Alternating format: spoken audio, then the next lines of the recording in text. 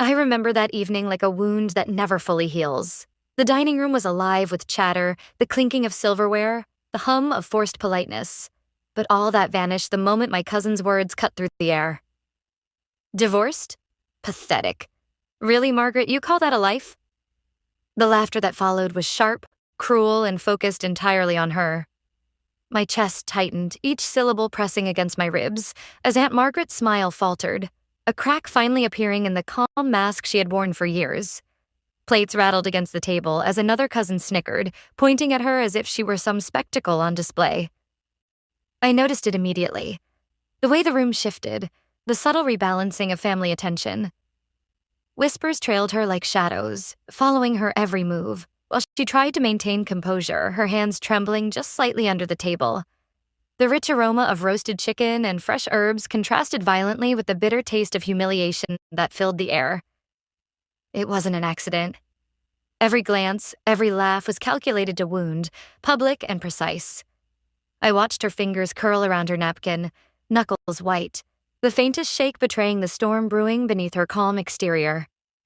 That night, long after the laughter had died and the house had settled into an uneasy quiet, I lay awake in my room, straining to hear. From the guest room came the muffled sound of her sobs, quiet but piercing, each one a testament to the pain she had endured alone. The silence of our home pressed down on me, heavy, thick, filled with shame and impotent anger. And in that silence, I realized something fundamental. This would not end here. This humiliation, sharp and public, had lit a fire that would not be forgotten. Aunt Margaret's life had never been easy. She grew up in a house where dreams were dismissed as foolishness, where her mother's words cut deeper than any punishment. I could see it now. In the quiet corners of her demeanor, the resilience etched into every line of her eyes. Once, she had been vibrant, unstoppable, a woman whose ambitions lit up every room she entered. But the marriage she entered, promising love and safety, became a cage. I found the evidence tucked beneath her bed. Old letters yellowed with age, words she had never spoken aloud, chronicling years of quiet torment, emotional abuse, and a loneliness she bore alone. Yet, despite it all, she carried on.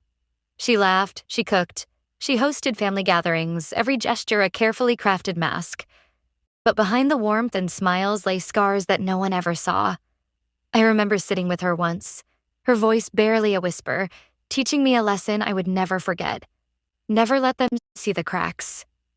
Her divorce, the event that drew mockery from our family, was never a mark of failure. It was her liberation, a truth invisible to those too blind to notice her strength. I traced the timeline of betrayals, a litany of friends who abandoned her, family members who judged her harshly, and society that had long mocked her independence. She had built a life on her own terms, yet each smile she offered to the world was a mask, worn to survive. And now, as the humiliation of that dinner merged with the weight of past betrayals, I saw the quiet rage welling within her. This wasn't just about the divorce. It was about every time she had been underestimated, belittled, and dismissed. Every slight, every whispered insult had been stored, and now it was fueling a fire that could not be ignored. The next family gathering felt like stepping onto a battlefield. The warmth that once filled the room was gone, replaced by whispers and sidelong glances that followed Aunt Margaret wherever she moved.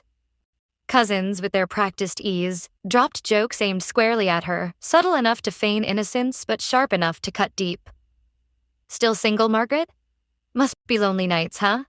one muttered, barely suppressing a smirk. I watched her closely. Her voice remained calm, polite even, but her eyes were ice, a storm simmering just beneath the surface. She didn't react impulsively. Instead, she scanned the room with precision, observing everyone's weaknesses, noting the patterns, filing away every subtle insult. It was as if she were quietly mapping the battlefield before striking. Even beyond the room, the ridicule spread. Social media posts appeared, carefully veiled jabs, likes and comments that whispered disapproval. Each one stung, but instead of breaking her, it sharpened her focus. In hushed moments, she consulted with me, outlining strategies, weighing angles, calculating leverage. Every detail mattered.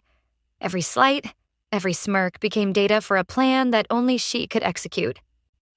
I felt the tension in the room grow with each passive-aggressive remark. The air was electric, thick with unspoken challenges, as if everyone unconsciously sensed the shift that was coming. Her friends, quietly loyal, provided subtle reinforcements, evidence, confirmations, little nudges that expanded her influence without anyone noticing. I saw her posture change. The once submissive body language straightened into something deliberate, and commanding. She radiated authority without saying a word. The room responded to her aura alone. Every insult, every joke, every eye roll she endured became fuel for a fire she had been stoking in secret.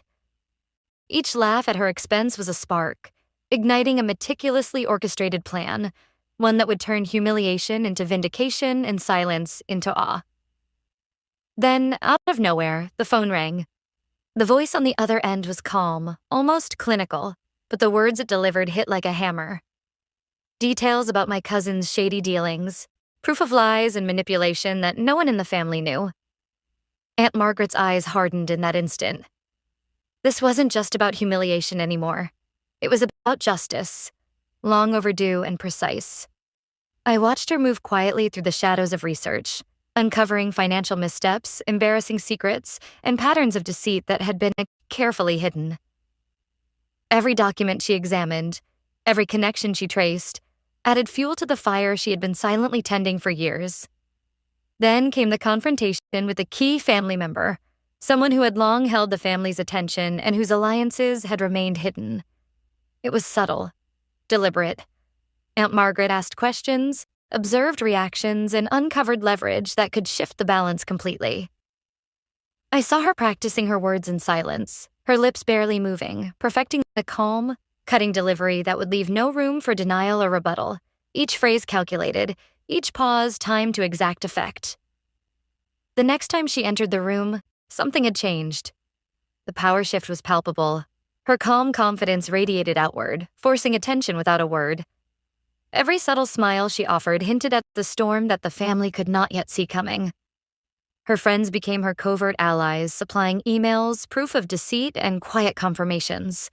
Whispers turned into weapons, and each piece of evidence she collected strengthened the impending revelation. Aunt Margaret was no longer the mocked divorcee. She had become a tactician of calculated vengeance, a quiet storm gathering its force. And I realized, watching her, that this was no longer about personal embarrassment. This was about reclaiming dignity with strategy, precision, and a patience that would make every insult paid back tenfold. The next family reunion arrived, the room brimming with oblivious chatter, laughter, and clinking glasses. No one suspected the stage that had been set. Everyone thought it would be like every other gathering. But Aunt Margaret moved through the room with quiet confidence, her presence commanding without raising a voice. She began to speak, recounting events with a calm, deliberate precision that made every word land. The timing was impeccable, each statement layered with evidence she had gathered meticulously over weeks. Documents appeared subtly on the table, almost casually, yet their contents revealed truths no one had imagined. Financial missteps, secret betrayals, and long-hidden hypocrisies. Cousins attempted to interrupt, their voices rising in mockery, but hers cut through like steel. Every sentence exposed their contradictions. Every pause allowed the room to absorb the unraveling of lies. I watched as shock rippled across their faces, eyes widening as the carefully constructed illusions of superiority collapsed publicly, piece by piece. Financial misdeeds, hidden alliances, secret betrayals, all were laid bare with calm, unyielding clarity. Yet Aunt Margaret's strategy wasn't cold. She used emotions sparingly, showing vulnerability just enough to make the revelations hit harder, to make the hypocrisy sting deeper. Those who had once snickered, pointed, and whispered now avoided her gaze, shame heavy in the air, impossible to ignore. I felt a swell of pride as I watched her reclaim her narrative. Every insult met not with anger, but with dignity, proof, and a surgical precision that left no room for dispute. By the end, the laughter that had once targeted her had vanished completely, replaced by stunned silence. Justice had been served, not through rage, but through intelligence, strategy, and the quiet, undeniable power of a woman who had finally turned the tables. Aunt Margaret finally exhaled, the tension in her shoulders melting. the weight of years of humiliation lifting to reveal a calm, triumphant strength. The room that had once been filled with sneers and whispers now felt different. Respect had replaced mockery, grudging or otherwise, as the subtle balance of family dynamics shifted irrevocably. She began repairing relationships cautiously, setting boundaries with precision, ensuring her independence remained untouchable. I watched her move deliberately through the spaces she had once hesitated to claim, reclaiming her home, her voice, and her peace, step by careful step. Even social media reflected this change. Posts that once mocked her were now filled with admiration, celebrating her wit, her intelligence, and the quiet power she had always possessed. At night, I noticed her rituals, reflection, meditation, a quiet acknowledgement of her resilience. It wasn't showy or loud. It was the reaffirmation of a woman who had endured every slight and emerged stronger. Cousins and critics, once bold, now skirted confrontation, subtle reminders of their defeat lingering in the way they avoided her gaze. And then her laughter returned. Deep, genuine, no longer a mask for survival, but an expression of victory. I felt an overwhelming sense of justice, understanding that true revenge was never cruelty. It was reclaiming power, narrative, and dignity. By the end, the family had learned, quietly but undeniably, that underestimating Aunt Margaret was a mistake they would never repeat. She had turned every insult, every whisper, every doubt into a testament to her strength, and nothing could take that away.